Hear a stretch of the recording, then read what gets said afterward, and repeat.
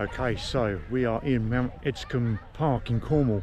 Behind me is the River Tamar, and we've caught the boat from King William Yard in Plymouth across the Tamar to Mount Edgecombe Park, and we're going to walk, hopefully, along the South West Coast Path to Plymouth. So it's about 15 miles away, and then we're going to get the bus back to Plymouth. So yeah, let's see how we get on. The weather was supposed to be a bit dodgy today actually, but so far it's been really nice. So yeah, I'm a tad too warm actually. Let's see how we go.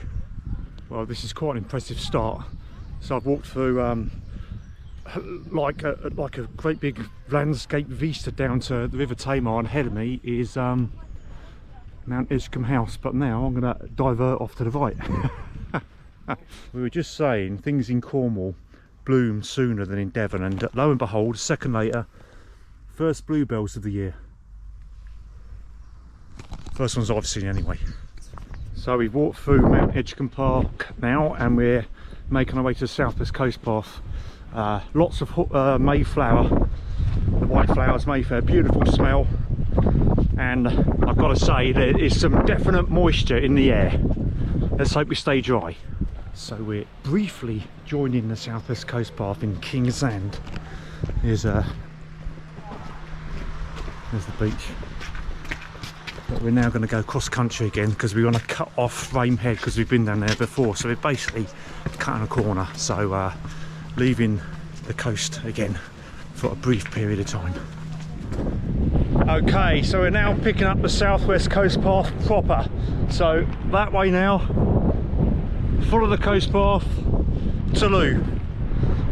There's loads of these little chalets perched on the side of the cliff along here. I don't quite know if I'd like to live in them or not, because yeah, they just seem a bit precarious, but I mean, what a view you'd have. This stretch of the path actually, it's on a road, it's surprisingly busy for the coastal path, so but yeah, pressing on to Looe, pressing on. And surprise, surprise, we've just been shouted at by a motorist. A bit of light relief from that road we're on, greeted with a view down into that cove. I think we've got to join the road again shortly, but yeah, I'd say that's probably the, I don't want to be negative, but I'd say that's probably the worst bit of the coast path of South West Coast Path I've walked. So this is always a sure sign you're in Cornwall, I think. So here we got thrift, and in the summer this whole face could be covered in it. And here we've got bladder campion, so you've got the white flower, and just behind it you've got that little bladder thing there.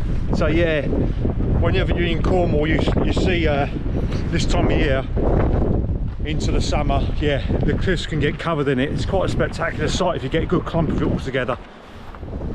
Oh no, back on the road. Okay, so we're currently walking through a firing range, but at the moment there's no red flags flying, so there's no live firing going on, so we're allowed through it. So as a result, this is going to save us about a quarter of a mile, so not much, but yeah, I'll take that. Goodbye to that quarter of a mile. Yeah. Turn left, should have turned right. Unbelievable. Tregantle Forts and Ranges. So we're just leaving that firing range, and I've no idea how old this building is, but yeah, it feels quite intimidating actually.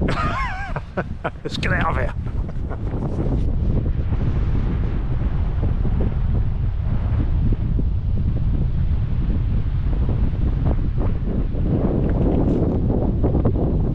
Okay, so we're just dropping into Port Wrinkle. It's quite pleasant from up here. Hello guys.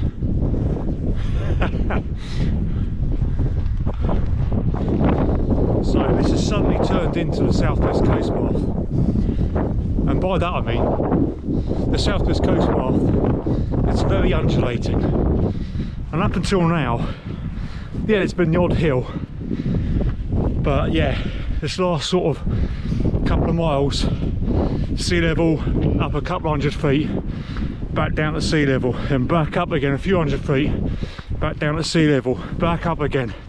So yeah, it's suddenly got the feel of that southwest coast path up and down. Oh, look at them guys, soy people, or sheep even. They're loving it, man.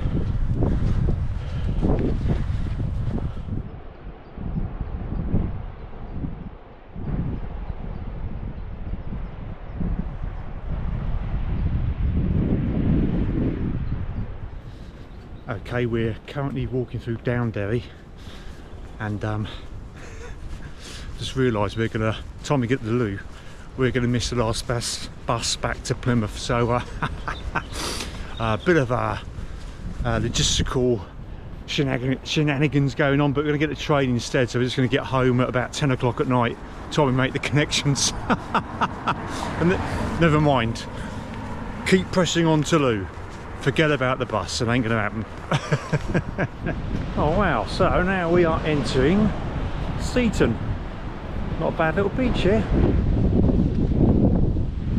Yeah, nice.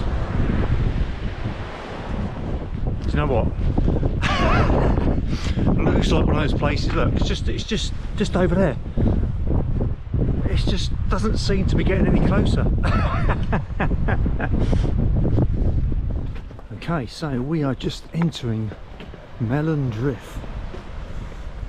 Next stop is Looe, and yeah, we're rushing for the, I think it's the last train now as well, so we're not hanging around.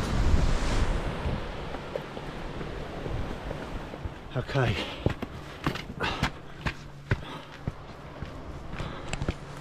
I don't mind admitting, I could do without these stairs at the moment. Okay, finally, we're just approaching Looe.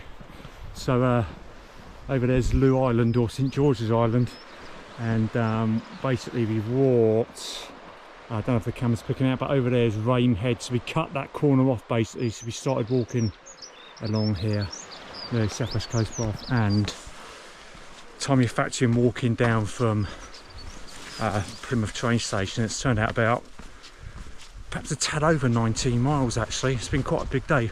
Not sure of vertical feet, but yeah, it started getting quite, as the South West Coast Path does, it started getting very lumpy a few miles back. But yeah, I'm going to wrap it up here because we're going to miss this last train, so and then we're knackered. Anyway, tune in next time.